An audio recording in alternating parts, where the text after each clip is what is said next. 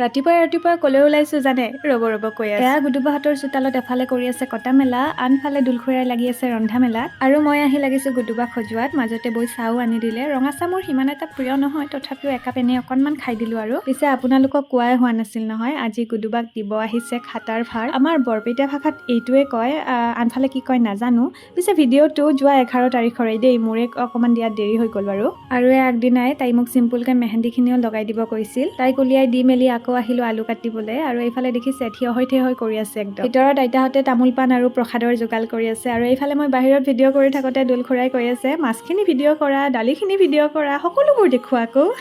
বহুত দৌৰা গাইজ কেনেকৈ যে ওলাইছে সেইটো কেৱল মই জানো মই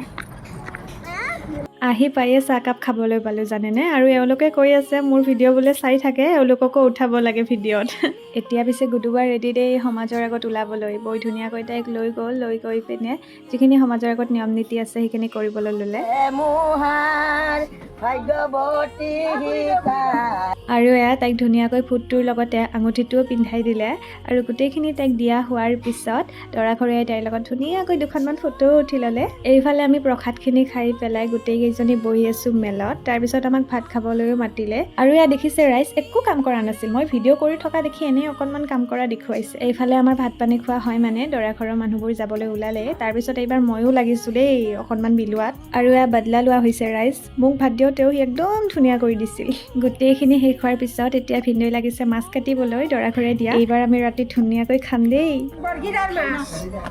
বাৰু ৰাইজ আজিলৈ আহিছো বাই বাই